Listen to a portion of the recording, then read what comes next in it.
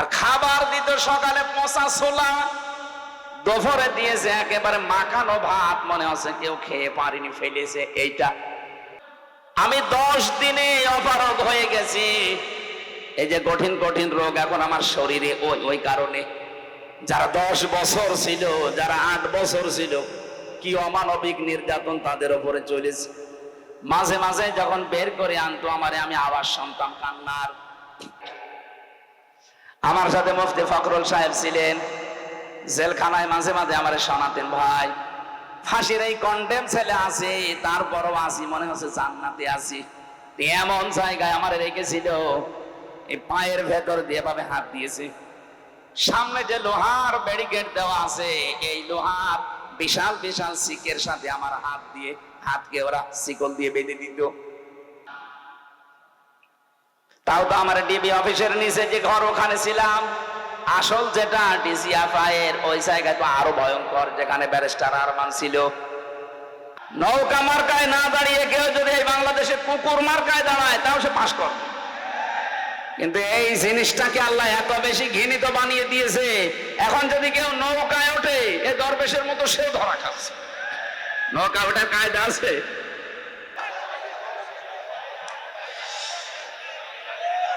আউযু বিল্লাহি মিনাশ শাইতানির রাজীম।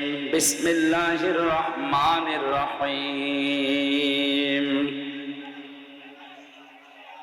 وسارعوا إلى مغفرة من ربكم وجنة عرضها السماوات والأرض أعدت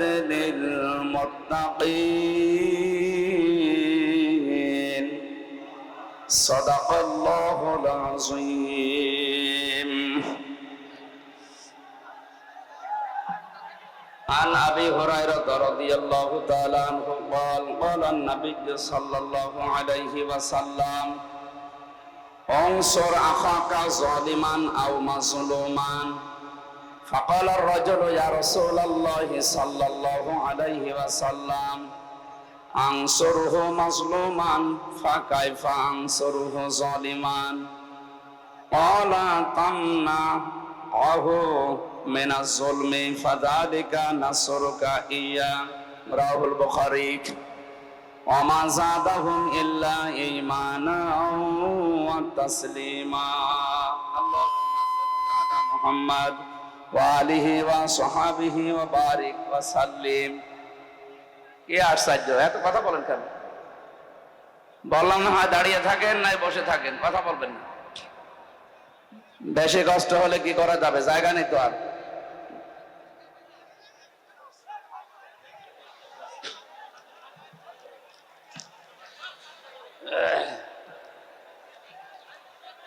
রংপুর জেলার পীরগঞ্জ থানার অন্তর্গত বাগদোয়ার রসুলপুর হাফিজিয়া কওমিয়া মাদ্রাসার উদ্যোগে তাফসীরুল কোরআন মাহফিলের সমাপনী রজনীর স্বনামধন্য সভাপতি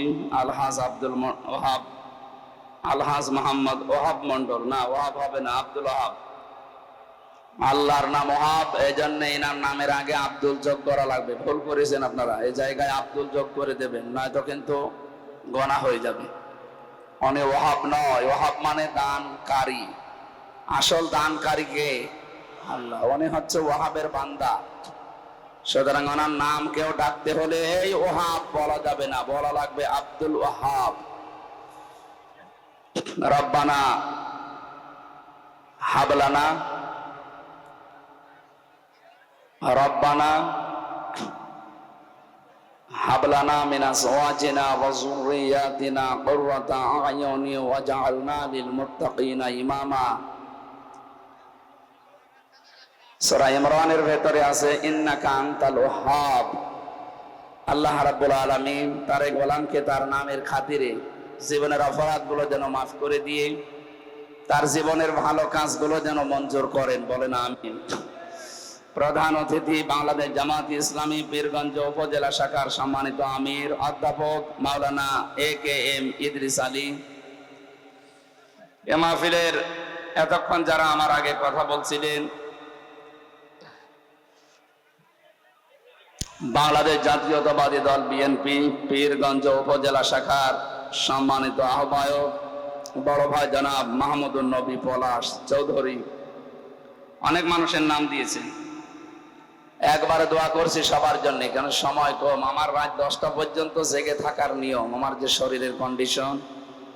ডাক্তাররা আমাকে 10টার পরে জাগতে নিষেধ করে দিয়েছে, আর আপনারা বলছেনই রাত 10টায়। খুব অল্প সময় কথা বলা যাবে। আমাদের সাইফুল ভাই আছে এখানে। আল্লাহ রাব্বুল আলামিন তার গোলামকে সাইফুল মানে তরবারি, সাইফুল্লাহ আল্লাহর তরবারি। এই 15.5 বছর আমরা যে জুলুম নির্যাতনের শিকার হয়েছিলাম, আল্লাহ রাব্বুল আলামিন এই জুলমের কারণে আমাদেরকে যেন ক্ষমা করে দেন। যে হাদিসটা পড়লাম, নবীজি বলেন উনসুর আখাকা যালিমান আও মাজলুমান। এই ছেলে, এখন কিন্তু বাড়ি চলে যাব। কি আশ্চর্য! হ্যাঁ, জানি করে বের করে দেন। পাগল ছাগল এসে ভরে যায়। আর এতটুকু জায়গায় মাহফিল দিয়েছেন, জায়গা নেই আর বড় কথা বলবেন। এখন কিচ্ছু করার নেই। যে যেভাবে আছেন, হয় দাঁড়িয়ে থাকেন, বসে থাকেন, নাই বাড়ি চলে যান। কথা বলবেন না। আপনার কারণে যদি এটা ডিস্টার্ব হয়, কবিরা গুনাহ হবে। এসেছেন তো নফল সওয়াব আদায়ের জন্য, কোনো চাপাচাপি নেই। কোথায় চাপবে? প্যাকেট হয়ে যাবে না সবাই গরমে। যেখানে আছেন ওইভাবে থাকেন, যতক্ষণ পারেন শোনেন, নাই বাড়ি চলে যাবেন। কথা বলবেন না। হাদিস পড়লাম কি, তোমার ভাই যদি জালেম হয় অথবা মাজলুম হয়, তাকে সাহায্য করো। সাহাবীরা বলেছিলেন, হে নবী, আমার ভাই যদি মাজলুম হয় তাকে সাহায্য করা যায়, যদি জালেম হয় আমি কি করে সাহায্য করব? বিশ্ব নবী বললেন, তুমি তাকে জুলুম থেকে ফেরাও। তাকে যদি জুলুম থেকে ফিরিয়ে রাখতে পারো, তাহলে তাকে সাহায্য করা হয়। আর যদি জুলুম করার জন্য কেউ কাউকে সাহায্য করা জেনে বুঝে কেউ যদি জানে যে লোকটা জালেম, এরপরও তার পক্ষে থাকে, সে সঙ্গে সঙ্গে নবীর উম্মত থেকে খারিজ হয়ে যায়। এই 15.5 বছর যিনি পালিয়েছে, আপনাদের পুত্রবধূ, এই জেলার জন্য, থানার জন্য একটা কলঙ্ক। আমার কুষ্টিয়ায় জন্ম, আমার একটু আফসোস লাগে মাঝে মাঝে। আল্লাহ অন্য জেলায় জন্ম দিলে ভালো হতো, কারণ এই জেলাতে এমন একটা সমস্যা। সারা বাংলাদেশে সহ বিশ্বে আমি বহু জায়গায় গিয়েছি, কোন জায়গায় আমি দেখিনি যে পুলিশ পাহারা দিয়ে গাঁজা খাওয়ায়।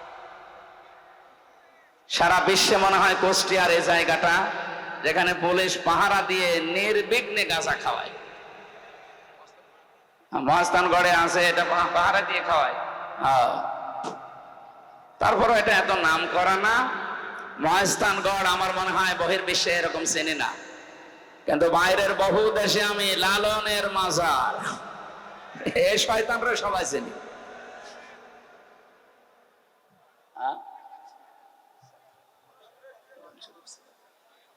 সব নিয়ে গেছে এখান থেকে। এখানে কেউ যেন আর আসবেন না ভাই, আমাকে ঘন্টাখানেক সময় দেন। আমি গুরুত্বপূর্ণ একটা বিষয় নিয়েছি। আমার আলোচনার বিষয় ক্ষমা। এটা খুব দামি বিষয়। যার জীবনে এটা নেই,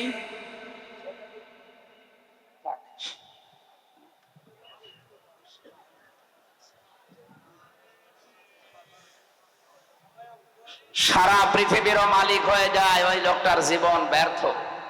এই জন্য আমরা এটা কিভাবে পেতে পারি, আর আল্লাহ পাক জান্নাত কাদের জন্য তৈরি করে রেখেছেন, এটা আজকে কোরআন থেকে শুনে আমাদের জীবনে আমরা সেট করার চেষ্টা চালাবো ইনশাআল্লাহ। তাহলে কি বললাম, হাদিসের দুইটা ভাষা, উনসুর আখাকা যালিমান আও মাজলুমান। তোমার ভাই যদি জালেম হয় অথবা মাজলুম হয়, উভয় অবস্থায় তাকে সাহায্য করো। সাহাবী বললেন, হে নবী, আনসুরুহু মাজলুমান, আমার ভাইকে আমি সাহায্য করতে পারি যদি মাজলুম হয়। ফাকাইফা আনসুরুহু যালিমান, কি করে আমি সাহায্য করব যদি জালেম হয়? বিশ্ব নবী জানালেন, ক্বালা তামনাউহু মিনাজ যুলমি ফাযালিকা নাসরুকা ইয়া। তাকে তার জুলুম থেকে যেভাবে পারো ফিরিয়ে রাখার চেষ্টা করো, এইটাই তার উপরে সাহায্য করা।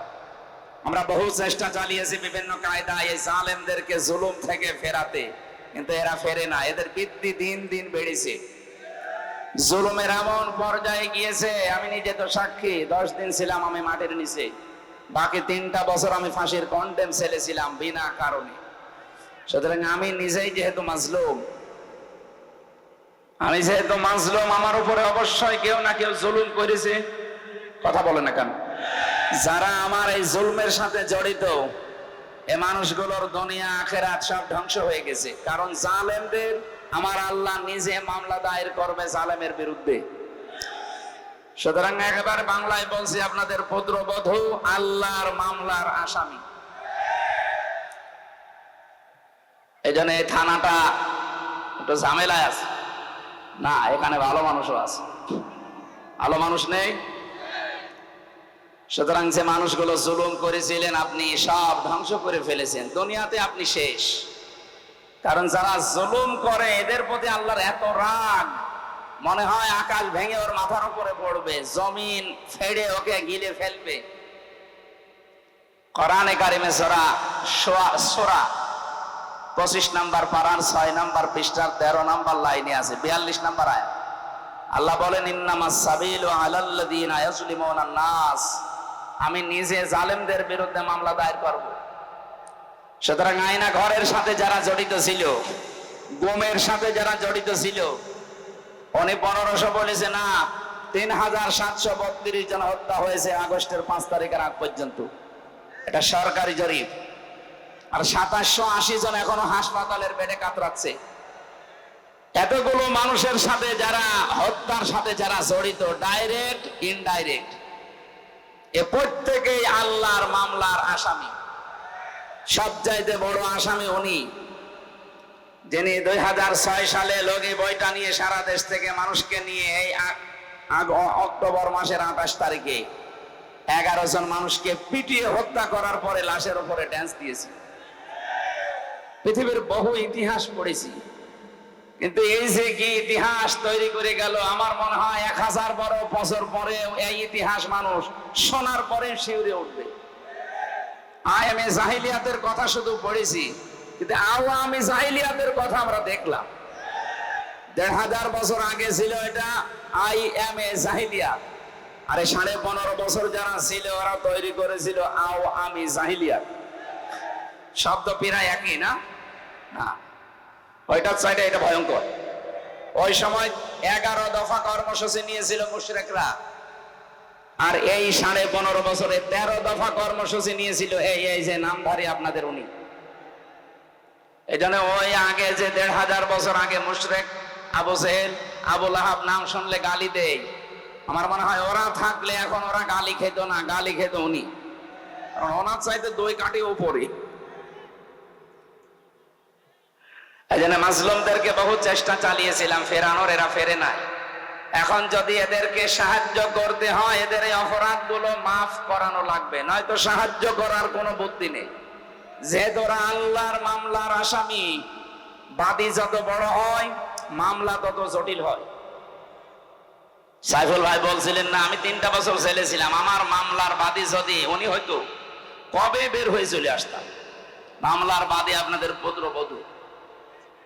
এই কারণে আমার 33 বার মামলাটা সিএমএম কোর্ট, জজ কোর্ট, হাইকোর্টে না হবে না। কেন? আল্লাহর ওলির নিষেধ। উনি যতদিন পর্যন্ত হা না বলবে ততদিন হবে না। কি একটা দেশে ছিলাম বলেন তো।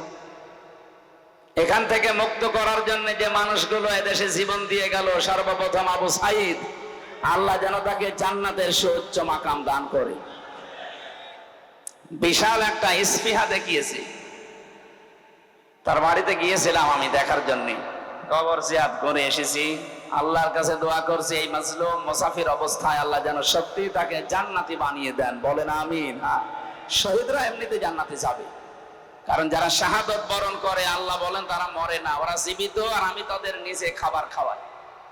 বালা হায়াউন ইনদা রাব্বিহিম ইরসাকুন, তারা জীবিত একদিকে, আর জীবিত থাকলে, জেগে থাকলে যেহেতু খাবার খাওয়া লাগে। ইমানদার হয়ে যদি কেউ মারা যায়, সে জীবিত থাকবে না, সে ঘুমিয়ে থাকবে। কথা বুঝতেছে? তিনি জেগে থাকতে পারবেন না। ইমানদার হয়ে যদি কেউ মারা যায়, উনি ঘুমিয়ে থাকবে কবরে। কিয়ামতের ময়দানে যেদিন ফুৎকার দেওয়া হবে, সেদিন উনি জেগে উঠবে। এতটুকুই শেষ, আর আগে পরে কিচ্ছু নেই। কিন্তু কোন মানুষ যদি সত্যি শাহাদত পায়, তাকে আল্লাহ বলবেন না তোর ঘুমানো দরকার নাই, তুই জেগে থাকবি আর আমি নিজে ধরে খোদা লাগলে খাওয়াবো। সুতরাং আবু সাইদ সহ এই ৩৭32 জন মানুষ যারা জীবন দিয়ে চলে গেল, আল্লাহ যেন প্রত্যেককে শাহাদতের মর্যাদা দান করে। আর যিনি এর সাথে সর্বপ্রথম জড়িত তাকে এই জুলমের কারণে, গণহত্যার কারণে তার যেন এই দেশের মাটিতে সচক্ষে বিচার হয়। আমি বিচার হয় কেন বললাম? কারণ বিচার যদি না হয় সে বিপদে পড়বে। আর আমরা চাই না আপনাদের পুত্রবধূ বিপদে পড়ুক মরণের পরেও। এখন তো বিপদে আছে, মরণের পরও যেন বিপদে না থাকে। প্রশ্ন আসতে পারে মরণের পরে বিপদে পড়বে মানে? হ্যাঁ, দুনিয়া যে যে ধরনের অপরাধ করে, ওই অপরাধ যদি দুনিয়ায় বিচার না হয়, কিয়ামতে আল্লাহ যখন বিচার শুরু করবে তখন ওইটা ডবল করে করবে। কথা বুঝতেছে না? আমার ভাষা বোঝার চেষ্টা করে। আমরা অনেকে আজ মানুষকে ধোঁকা দিয়ে প্রতারণা করে বোকা বানিয়ে রেখে দিচ্ছি। তোর চিন্তা নেই, টাকা পয়সা আমাকে দে, আমি লাইন মতো তুলে দেব। মনে হচ্ছে যে ও মাফ করার টেন্ডেন্সি নিয়ে বসে আছে। অথচ কোরআন আর হাদিসের বর্ণনা সাফ, এটা রেকর্ড হচ্ছে, কালকে সারা দেশে যাবে। কেউ যদি অপরাধ মাফ করাতে চান, কোরআন আর হাদিসের কিছু নির্দেশনা বলি আছে না নেই? 1 নম্বরে যে অপরাধ করেছেন ওই অপরাধের জন্য আগে দুনিয়ায় ক্ষমা পেয়ে তারপরে মারা যান, তাই তো আপনার খবর আছে। এখন ক্ষমাটা পাবেন কি করে? অপরাধ করেছেন যার কাছে, ক্ষমা চাবেন তার কাছে। এইতে 3টা বছর উনি নির্বাচন না দিয়ে বিনা ভোটে সারাটা দেশ চালিয়ে গেল। অথচ বাইরে এখন ছড়াচ্ছে যে আমরা নির্বাচিত সরকার, আমাদেরকে উৎখাত করে দিয়েছে। আপনি এত বড় মিথ্যা কথা বলতে পারছেন বাইরে যে? আপনি কি নির্বাচিত ছিলেন? শয়তানও বিশ্বাস করবে না। আপনি যে 154 জন ঘোষণা দিয়েছেন একটা নির্বাচনে, তো সেখানে নির্বাচন হলো কি করে? 151 জন হলে সরকার গঠন করা যায়, সেখানে 154 জন অলরেডি ঘোষণা দিয়ে দিয়েছে। এরপরে এই যে দিনের ভোট আপনি রাতে করে নিলেন, দিনের ভোট রাতে হয়েছে। আমার সাথে এক ওসি ছিল জেলখানায়, 8 বছর তার জেল। ওই সময় মনে হয় 2 বছর চলছিল। আমারে বলছে হুজুর আমি এই এসেছি, আসার পর আপনি যে তাওবার ব্যাখ্যা আমারে শোনালেন যে তাওবা হচ্ছে অপরাধ যার কাছে ক্ষমা চাওয়া লাগে তার কাছে, কিন্তু আমি তো এতদিন এগুলো বুঝতাম না, আমিও তওবা করেছি। কিভাবে? বলছে আমি এই যে নির্বাচন গেল ওই সময় ফেনীতে দায়িত্বে ছিলাম। রাত 12টার পরে আমার দলবল নিয়ে আমি ভোট কাটা আরম্ভ করলাম আল্লাহর নাম নিয়ে। হ্যাঁ ঠিক এইভাবে বলিস, আমি আল্লাহর নামে ভোট কাটা আরম্ভ করেছি। একেবারে ফজরের আগ পর্যন্ত কাজ শেষ করলাম। পোড়া বাক্স ভর্তি করে দিলাম, যতগুলো ছিল আমার আন্ডারে সবগুলো পাঠিয়ে দিলাম জায়গা মতো। দিয়ে আমি গোসল করলাম, ওযু করলাম, এবার নামাজ আদায় করলাম। নামাজ শেষ করে পড়লাম আস্তাগফিরুল্লাহ। আমার তাওবা কি হয়েছে? না, তাওবা হয়নি, ভণ্ডামি হয়েছে। কিসের তাওবা আপনার? আপনার তাওবা তো হবে তখন অপরাধ করেছেন যার কাছে, স্বীকার করবেন তার কাছে। আপনি আস্তাগফিরুল্লাহ পড়ছেন আল্লাহর কাছে, আপনি কি আল্লাহর কাছে অপরাধ করেছেন? আপনি অপরাধ করলেন ওই আসনে যিনি এমপি দাঁড়াবে, 4 লাখ মানুষ তার আন্ডারে ছিল, তাদের ভোট আপনি কেটে কেটে বাদ দিয়ে দিলেন। সুতরাং আপনাকে মাফ চাওয়া লাগবে ওই 4 লাখ মানুষের কাছে। এই কথা বলেন না কেন? শুধু উনি একা করেছে না আরো কেউ করেছিল? সারা দেশে একই অবস্থা। মরা মানুষেরও ভোট হয়েছিল। চাচা গেছে ভোট দেওয়ার জন্য, যারা ছিল ওই দায়িত্বে, বলছে চাচা আপনি এখন আসলেন, চাচি তো সেই সকালে এসে চলে গেছে। আচ্ছা বাবাজি আপনি বলছেন কি? চাচি 3 বছর আগে মরে গেছে। কি একটা মানে পাগলামি আরম্ভ করেছিল বলেন তো। আর এইটা এখন উনি বাইরে বসে বসে বিদেশি মানুষদেরকে শোনাচ্ছে যে আমরা নির্বাচিত সরকার ছিলাম। এইরকম বেহায়া মানুষ দুনিয়ায় আছে, আমার তো বিশ্বাস হয়। এখন আমার মনে হচ্ছে এখান থেকে একটা সূক্ষ্ম ষড়যন্ত্র বের হচ্ছে। আমি ওপেন ভাবে জানাচ্ছি, যারা বাইরে বসে বসে এই ষড়যন্ত্রগুলো করছেন, আমি কয়েকদিন আগে সিঙ্গাপুরে ছিলাম, ওখানে আরো বেশি হচ্ছে, কারণ এই শয়তানগুলো সব পালিয়েছে ওখানে। মানে 100 জনের আমার মনে হয় ওখানে 80 জন পালিয়ে আছে। যেই হোটেলে উঠে দেখি শয়তান একটা নামতেছে। কয়েকটার সাথে আমার সাক্ষাৎ হয়েছিল। আর মালয়েশিয়া কিছু আছে। আর এই যে দাদা বাবুদের দেশে তো একেবারে মন মতো পালিয়েছে। 350 এমপি পালিয়ে যায়। পৃথিবীর ইতিহাস পড়া তো দূরের কথা, আমি শুনিও নি। এমনকি জাতীয় মসজিদের ইমামও পালিয়েছে। আপনি বলেন তো, একটা দেশ কত রসাতলে চলে গেলে জাতীয় মসজিদের ইমামও পালিয়ে যায়। কয়েকদিন আগে জ্বর করার জন্য এসেছিল ইমামতি নিতে। মুসল্লিরা এমন জোতা পিটা করেছে, ও সকালে পরের দিন স্ট্যাটাস দিয়েছে, মুসল্লিরা জোতা মেরেছে কিন্তু আমার গায়ে জোতা লাগেনি। কত বড় শয়তান! আপনাদের এই পুত্রবধূ এই জালেমাকে এসে উপাধি দিয়েছিল কওমি জননী। আমি জেলখানায় কওমি মাদ্রাসায় 76 জন আলেমের সাথে ছিলাম। এই ঘোষণা দেওয়ার পরে তারা ওই দিন বদদুয়া করেছে। কইল কি? হ্যাঁ, উনি এটা দিয়েছিল একটা বিষয় নেওয়ার জন্য, যেন ওনাকে নড়াইল থেকে নৌকা মার্কা দেওয়া হয়। আপনি এত নিচে নামতে পারলেন একজন আলেম হয়ে, নৌকা মার্কায় মানুষ দাঁড়ায়, আপনি যদি কুকুর মার্কায় দাঁড়াচ্ছেন, হ্যাঁ, নৌকা মার্কায় না দাঁড়িয়ে কেউ যদি এই বাংলাদেশে কুকুর মার্কায় দাঁড়ায় তাও সে পাস করবে। কিন্তু এই জিনিসটাকে আল্লাহ এত বেশি ঘৃণিত বানিয়ে দিয়েছে, এখন যদি কেউ নৌকায় ওঠে এ দরবেশের মতো সেও ধরা খাচ্ছে। নৌকা ওঠার কায়দা আছে? এই কথাটা বন্ধ করুন বললাম। তাহলে আমরা এখন ওনাদের যেহেতু অনেকে বাঁচার জন্য মাঝে মাঝে ইঁদুরের গর্ত থেকে মুখ বের করার মতো চেষ্টা চালাচ্ছে, আমরা চাই আপনারা বাইসে থাকেন, কিন্তু আপনাদের এই ধোঁকা দিয়ে আমরা বোকা বানাতে চাই না। আপনারা চান সঠিকভাবে কিয়ামতেও যেন ধরা না খান। তাহলে কি করা লাগবে? অপরাধ আপনি যার যে পরিমাণ, ওই পরিমাণের শাস্তি দুনিয়ায় আগে নিয়ে যান। এই কথা বললেন না, আমি বানিয়ে বলছি এটা হাদিস। নবীদের কাছে একজন যুবতী মহিলা এসেছে, ডাক দিয়ে বলে, হে রাসূল, আমি জিনা করে ফেলেছি, এরপরে আমি গর্ভবতী হয়ে গেছি। নবীজি বললেন, এই কথা কাউকে বলবা না, যাও চলে যাও। মেয়েটা বলে, হে রাসূল, সত্যি আমি আমার যৌবনের তাড়নায় নফসের ধোঁকায় পড়ে শয়তানের জালে ফেরেবে আমি গুনাহ করে ফেলেছি, আমি গর্ভবতী হয়ে গেছি, দয়া করে আপনি এই গুনাহ থেকে আমারে মুক্ত করেন। আরে ভাই, সারা দেশে যে হুজুর যাই বলুক, আমার কাছে কেউ যদি তাওবা পড়ার জন্য আসে, আমি শুধু আস্তাগফিরুল্লাহ পড়াবো না, নবীর হাদিস থেকে যে শিক্ষাটা পেয়েছি আমি এইটা কাজে লাগাবো। রংপুরবাসী, এবার আপনার বিবেক দিয়ে বলেন তো, 1500 বছর আগে বিশ্ব নবীর কাছে যে যুবতী মেয়ে এসেছিল জিনা করার পর, বলেছে আমাকে মুক্ত করেন এই গুনাহ থেকে, নবীজিকে তাকে বলতে পারতেন না, ঠিক আছে তুমি একবার আস্তাগফিরুল্লাহ পড়ে নাও, বলতে পারতেন? তার তো আরব দেশের মানুষ, আরবি মাতৃভাষা, একবার বললে সে মুখস্থ করে ফেলতো আস্তাগফিরুল্লাহ, তার মাফ হয়ে যেত নাকি? কিন্তু নবীজি ওটা করেননি, বললেন ঠিক আছে, যতদিন সন্তানটা ডেলিভারি না হয় বাড়ি যাও, এটা ডেলিভারি হওয়ার পরে আসবা,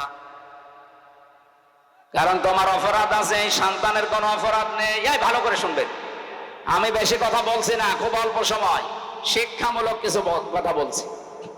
মেয়েটা সন্তান হওয়ার পরে দৌড়িয়ে এসেছে, রাসূল এই যে আমার ছেলে।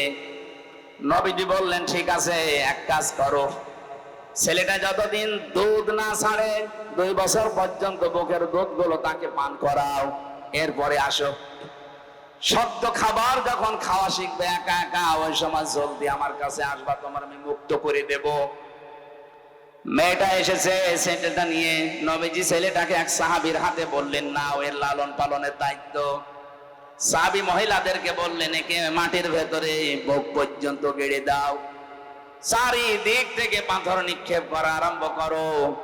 সবাই যখন পাথর মারতেছে, হযরতে খালিদ ইবনে ওয়ালিদ বলেন আমি একটা জোরে মারলাম, একটু জোরে নিক্ষেপ করার কারণে পাথর তার নাকের উপরে লাগার পরে ফিনকি দিয়ে রক্ত আমার শরীরে লেগেছে। আমি ভৎসনা দিলাম, আমি তার মন খারাপ হয়ে গেল যে নাপাক মহিলার রক্ত আমার শরীরে লাগলো। সি নবীজির কানে কথা যাবার পরে বিশ্ব নবী বললেন, থামো খালিদ, এ কথা বলবা না, কারণ আমি নবী, তুমি নবী না, আমি যা দেখি তুমি দেখতে পাও না। এই মহিলার অনুশোচনা, তাওবা, এই মহিলার যে অপরাধের শাস্তিটা হয়ে গেল দুনিয়ায়, আল্লাহ এত বেশি পছন্দ করেছে তার এই তাওবাটা। এদের পৃথিবীতে কোন জালেমও যদি এইভাবে তাওবা করে, আমার আল্লাহ তাকেও মাফ করে দেবেন। কি বুঝলেন রংপুরবাসী? এ মহিলা যতটুকু অপরাধ করেছিল, অপরাধের শাস্তি যেটা, সেটা পাওয়ার পর ওনার আস্তাগফিরুল্লাহ কবুল হয়েছে। কথা বলে না কেন? তাহলে এই 15.5 বছরে যারা অপরাধের সাথে জড়িত, বিশেষ করে যারা আয়না ঘরের সাথে জড়িত, এটা যে মানবতার বিরুদ্ধে কত বড় কঠিন কাজ, আপনি না থাকলে বোঝানো যাবে না। আমি 10 দিনে অপারগ হয়ে গেছি। এই যে কঠিন কঠিন রোগ এখন আমার শরীরে, ওই কারণে যারা 10 বছর ছিল, যারা 8 বছর ছিল, কি অমানবিক নির্যাতন তাদের উপরে চলেছে। মাঝে মাঝে যখন বের করে আনতো আমারে, আমি আওয়াজ শুনতাম কান্নার। তাও তো আমার ডিবি অফিসের নিচে যে ঘর, ওখানে ছিলাম। আসল যেটা ডিজিএফআইয়ের ওই জায়গায় তো আরো ভয়ঙ্কর, যেখানে ব্যারিস্টার আরমান ছিল, আমান আজমি ভাই ছিল, যেখানে এম ইলিয়াস আলী বিএনপির এই নেতা ছিল, ওখানে কত মানুষের হাড় গোড়, কত মানুষ মারাই গেছে। আসার সময় দেখতাম মাঝে মাঝে কোনো মোবাইল নাম্বার চোখে পড়ে, লেখা আছে, ভাই নাম্বারটা একটু বাইরে জানাবেন, আমি অন্তত বেঁচে আছি। 2 দিন 5 দিন না, কেউ 5 বছর, কেউ 8 বছর, কেউ 10 বছর, কেউ 14 বছর পর্যন্ত পড়ে আছে। আর খাবার দিত সকালে পচা ছোলা, দুপুরে দিয়েছে একেবারে মাখানো ভাত, মনে হচ্ছে কেউ খেয়ে পারিনি, ফেলেছে। এইটা আমার সাথে মুফতি ফখরুল সাহেব ছিলেন জেলখানায়, মাঝে মাঝে আমার শোনাতেন, ভাই ফাঁসির এই কন্ডেম ছেলে আছে, তারপরও আসি, মনে হচ্ছে জান্নাতে আছি। এমন জায়গায় আমার রেখেছিল, এই পায়ের ভেতর দিয়ে ভাবে হাত দিয়েছে।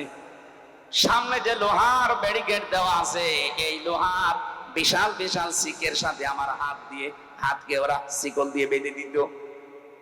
আরে 2 মিনিট 5 মিনিট, 1 দিন 2 দিন পরে খুলে দিলে তো হয়। বছরের পর বছর এভাবে আমার রেখে দিয়েছে। 1.5 মিনিট 2 মিনিট সময় দিত টয়লেট করার জন্য। কখন আজান হয়, কখন দিন হয়, রাত হয়, এটা যে কোন বছর, কত মাস, কোন তারিখ, আমি কিছু জানি না। আপনি বলেন তো কি অবস্থা তৈরি করেছিল তাদের উপরে। এই জালেম যারা, এর সাথে যারা জড়িত, তারা নাকি 10 দিন 12 দিন 15 দিন পর পর একবার দেখতে যেত। মানুষের এই চিৎকার কান্না আর আর্তনাদ শোনার পরে তারা অট্ট হাসি দিত, যে দেখ কেমন লাগে। আমার মনে হয় আল্লাহ পুরা উল্টি এখন ওই জালেমদের উপরে ওইটা চাপিয়ে দিয়েছে। আদালতে দালাল সুমন, এই দরবেশ বাবা, এই নওগাঁর একজন ছিল সাধন চন্দ্র মজুমদার, খাদ্যমন্ত্রী ছিল। গত পরশুদিন এক শয়তান ধরা পড়েছে। মৌলভীবাজারে বাড়ি, অপাধ্যক্ষ আব্দুল শহীদ। ও কি পড়িয়েছে সারা জীবন ও জানে আর আল্লাহ জানে। যে লোকটা এত শিক্ষিত হতে পারে, তার বিবেক মরে যায় কি করে। তার বাড়ি থেকে এখন 3 কোটির উপরে টাকা পাওয়া গেছে, বস্তা ভর্তি। দেশের মানুষ না খেয়ে মরে, আর শয়তানদের বাড়িতে বাড়িতে কোটি কোটি টাকা পাওয়া যাচ্ছে। 85 ভরি স্বর্ণ পাওয়া গেছে। একজন বাঁচতে কত টাকা লাগে মানুষের। আমার মনে হয় এদের কোনো বিচার আচার করার দরকার নেই। বাইতুল মোকাররমের সামনে নিয়ে খরচ ভাড়া দিয়ে শেষ করে দেন। কিসের বিচার এদের? দেশটাকে রসাতলে নামিয়ে দিয়েছে, আর এদের আবার বিচার করা লাগছে। যে মানুষগুলো প্রশাসনে অবৈধ স্বরাষ্ট্রমন্ত্রীকে দেখাচ্ছিল যে স্যার একটা গুলি করলে শুধু একটা মরে আর মরে না, এদের আবার বিচার লাগে নাকি? আমাদের বিরুদ্ধে বানানো মামলা দিয়ে যদি 3 বছর জেল খাটাতে পারেন, আপনাদের তো নিজেরা আপনারা সাক্ষী, হাজার হাজার ভিডিও আছে। এর জন্য আবার বিচার করা লাগবে কোন কারণে? আবু সাইদকে যেভাবে মেরেছে ওইভাবে ক্রস ফায়ার দিয়ে শেষ করে দেন, তাহলে তার গোনা মাফ হবে। তাছাড়া কোনো মাফ নেই। ও যদি কিয়ামত পর্যন্ত জেলে থাকে ওর মাফ হবে না, কারণ ও তো জেলে থাকলে ওই কষ্টটা পাবে না। আবু সাইদের মতো জীবন ওকেও দেওয়া লাগবে। এর সাথে যারা জড়িত, আয়না ঘরের সাথে যারা জড়িত, তারে 8 বছর 10 বছর 14 বছর আগে ওই ঘরে রাখা লাগবে। সুতরাং যারা বিভিন্ন কায়দায় বলছেন আমরা ঢুকে পড়বো, আপনি তো ঢুকে পড়তে পারবেন না, আপনার দরজা রেডি করা আছে। আর এটা যদি নাও হয়, দুনিয়া শেষ না, এরপরে আরেকটা জগৎ আসছে। এমনি আপনি 8-10 বছর পরে এমনি মরে যাবেন। কথা বলেন না কেন? আমি তো চাই আমার 3 বছরের জন্য আমার এই মামলার সাথে যারা জড়িত প্রত্যেকে যেন এভাবে ফাঁসির কন্টেম ছেলে 3 বছর থাকে, যোগাযোগ বিচ্ছিন্ন হয়ে। ব্যারিস্টার আরমানের জন্য 8 বছর তারা আয়না ঘরে থাকবে। 8 আর 3 কত হয় বলেন? ব্যারিস্টার আরমানের জন্য 8 বছর, আমান আজমির জন্য 10 বছর, কত হয়? 23। কত? 11 আর 10 কত হয়? 21 বছর আপনি আগে থাকবেন মাটির নিচে, এরপরে আপনারা যা করবেন করবেন। আর আমি জানি 21 বছর হলে আপনি কব্বরে চলে যাবেন। কি কথা বলেন না কেন? আমরা চাচ্ছি আপনাদেরকে বাঁচাতে, আপনারা যখন বাঁচতেই চান যে আমাদেরকে বাঁচান, হ্যাঁ, বাঁচানোর যে সিস্টেম কোরআন হাদিস দিয়েছে এইভাবে আসে। এই 15.5 বছর অনেককে ঘরে ঘুমাতে দেননি, তাহলে আপনি 15.5 বছর একটু থেকে দেখেন যে কেমন লাগে। আমাদের আদালতে তোলার সময় বলতো দেখ কেমন লাগে, এখন আমরাও বলি দেখ কেমন লাগে। খাপের খাপ, মন্তাসের বাপ।